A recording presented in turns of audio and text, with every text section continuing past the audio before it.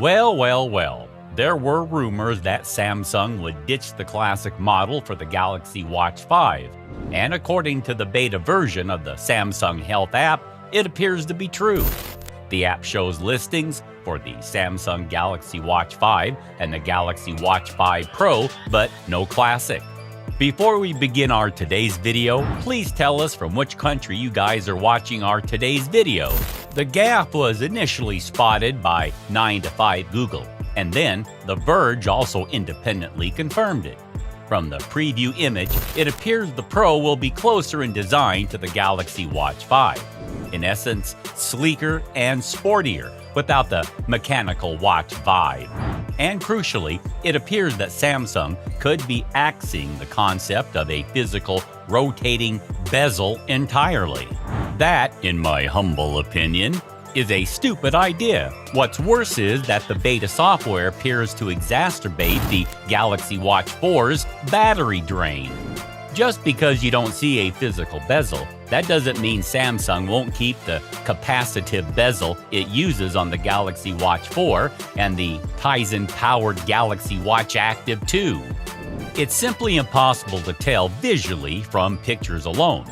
In our testing, the capacitive bezel wasn't as satisfying to use as the physical bezel. It's also more finicky, but at least it would keep Samsung's long-time signature smartwatch feature alive, especially since it's a major feature that sets its watches apart from the herd. This Pro rebranding signals that the Galaxy Watch lineup is about to undergo another significant change in the Wear OS 3 era.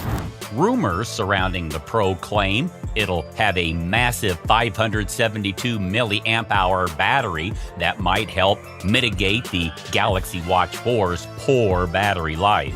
The Pro trend isn't new either.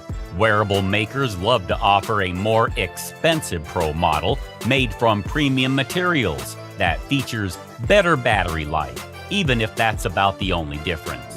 Huawei recently did this with its Huawei Watch GT3 Pro. Polar did it with its Grit X series, and Garmin did it with the Fenix 6 series. Amazfit and Mobvoi have also done it with their smartwatches. Also, Samsung is not afraid to confuse everyone with frequent rebranding. The Galaxy Watch was succeeded by the Galaxy Watch 3, which then turned into the Galaxy Watch 4 Classic.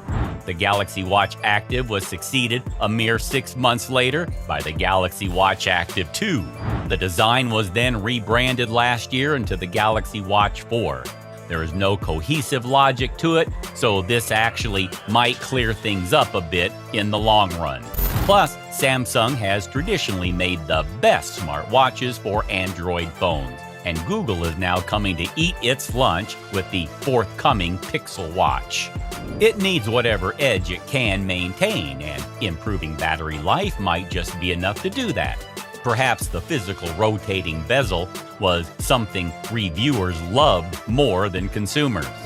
Basically, it makes sense that Samsung is opting to go the Pro route, but we won't know for sure until it releases the Galaxy Watch 5 models. That's usually sometime in August. Until then, I'll hold off on pouring one out for the Classic.